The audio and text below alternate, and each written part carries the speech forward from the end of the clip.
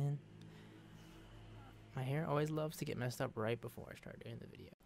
Hey ladies and gentlemen, welcome to the vlog. Before I begin, these are not real glasses, though they do make me look a little bit more intellectual. I didn't just suddenly start wearing glasses. These are, like you can see from the L tint, they're glasses specifically meant for blocking blue light, so from monitors, TVs, stuff like that. And I've been testing them because I'm going to be reviewing from this company called Modaware. There's other famous ones out there. Gunner is another great example. Those are Gunners. Flux, if you want like a software version that's completely free, you want to try this on your monitors, because if you don't know about blue light and the effects it has on your eyes, trust me, it takes a while to get adjusted to the whole yellowish tint, but after you do, it's life-saving, especially for somebody who sits in front of the computer 90% of the time. And no, none of that was a paid endorsement. Flux is totally free. You can get that right now on your computer.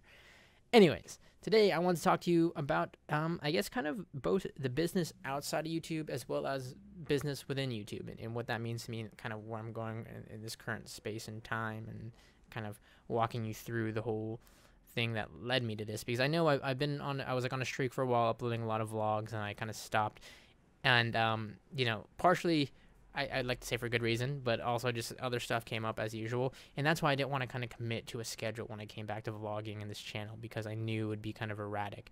But I am trying to figure that out, that workflow out. I actually have an assistant, a good friend of mine, Josh, who's going to be helping me with that workflow, and kind of figuring that out, whether he'll be editing some of the stuff to help me out and get that content up for you guys.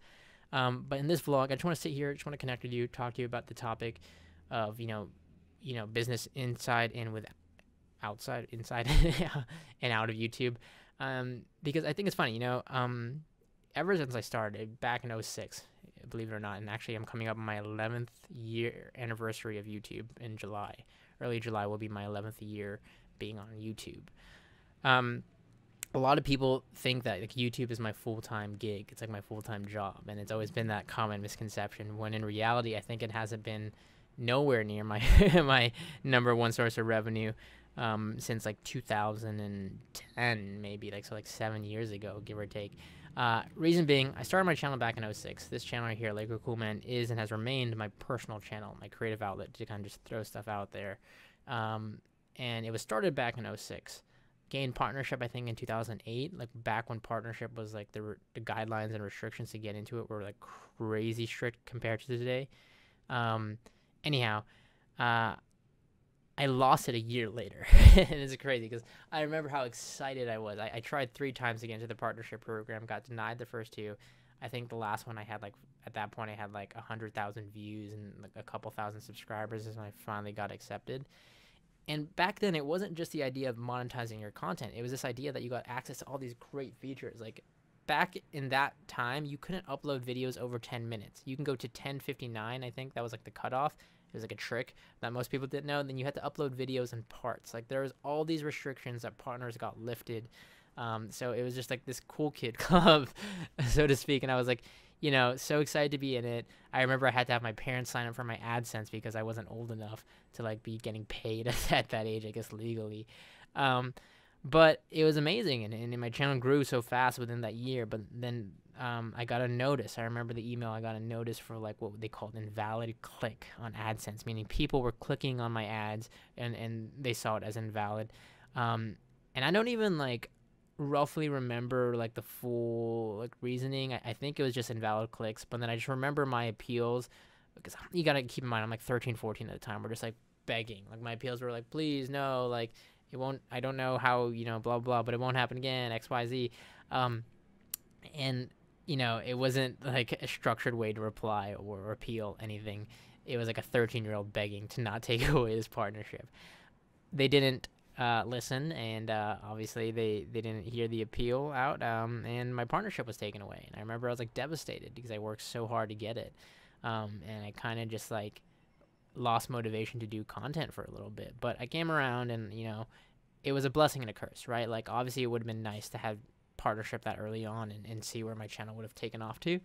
But the same token, like if that never happened, I wouldn't be sitting here today. Like hindsight is 2020, right? Like it forced me to grow and take my business outside of YouTube. Yes, I continue to do YouTube, but YouTube became this portal to what would become my websites. Adrian's Tech was the first website that we started promoting, started driving traffic to it. I started selling sponsorships based on the views that we were getting, because we were getting a really decent amount of views, 1 million views here, 2 million views there on YouTube, and that would translate to bringing traffic to the site. Nowadays this is super common, right? Like you see this all the time. You want links, you want full links, you want to see, the rest of the review, check out the website. That's very common nowadays. Back then, this was like, not a lot of people were doing that. So that forced me to grow my business outside of YouTube. And then eventually that would be the stepping stone to what would lead to digital dojos. I started that channel with a couple of great colleagues and friends I met through YouTube. And digital dojos would lead to ScreenCap. ScreenCap is now my main source of income in terms of businesses. It goes ScreenCap and then digital dojos, but that's my client services video company where we create videos and content for other blogs, other YouTubers, other companies. So, we work with app developers to do their promotional material, things like that. And none of that would have been possible if I didn't lose partnership, so to speak. None of that would exist if I didn't lose partnership. Don't get me wrong, YouTube, was a springboard, was a catalyst as to what led me to where I'm at today. Without YouTube, I wouldn't be creating content. But losing that partnership is what caused me to start my businesses. Losing that partnership is what led me to, force me to learn how to make money outside of YouTube. Direct sponsorship, eventually, I learned about affiliate programs, and I joined things like Amazon Associates. I learned about, other ad programs and other revenues outside of AdSense, and I tried a bunch of different things. I remember even at the time I was like trying out Vimeo and other sites outside of YouTube because I was like, screw YouTube, like I'm going to go and go elsewhere. But, obviously that didn't pan out the way it did. It just forced me to look at a lot of stuff differently, and I learned a lot in that time. And it's kind of coming full circle, because now 2017, I'm starting to look now at more of the business perspective of YouTube and how I can better, take my YouTube channel and content to that next level that never happened years ago. I made a video not too long ago talking about the best investment I made in terms of Bitcoin. And that's not true. Even though that was a really great investment, the best investment I made has always been in myself. It was that $20 webcam I bought back in 2006 to create this YouTube channel. And I want to come full circle with that. I want to reinvest in new equipment and invest in actual marketing campaign and promotional material to promote the stuff I'm doing here on YouTube now with digital dojos and so on. And yes, granted, it's a much more saturated market in 2017 than it was back in 2006, but I still believe that there are niches. I still believe that there are places and people who can come in creatively and stand out on this platform. For all the people who come and ask me, like, can I still become a big YouTuber? Is that like a thing that can still occur? I would never say no to that. And even though it's much more saturated and much more difficult, I would never say no, just because I think the tipping point is smaller than you think. And what I mean by that is I've seen so many YouTubers and so many people that I followed either before they blew up or, just after they blew up. And you can almost see those tipping points as to where they just came in and really took over. Whether it's another YouTuber shouting them out, whether it's them winning a contest, whether it's them having that one viral video, you never know. And that's the thing. The tipping point is always smaller than you think.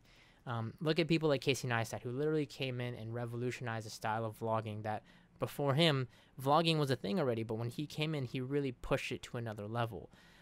There are people like that. There are people who have that talent and that creativity to come in and do that, and I still believe in that. So I am excited to get more involved in the YouTube space. I am excited to kind of vamp the channels, the work I'm doing here on YouTube. That's not to say that my businesses outside of YouTube are going to cease to exist. No, they're doing what they're doing, and I'm very focused on that, but I'm also focused on coming full circle and really taking this video content to the next level. Whether that means it with digital dojos or with the stuff I'm doing at ScreenCap, and I'm looking to do in-house content for ScreenCap to promote that. I'm looking to obviously take this channel and push the limits of creativity for myself and content. And there's a lot of avenues and platforms that I'm excited outside of YouTube, for sure.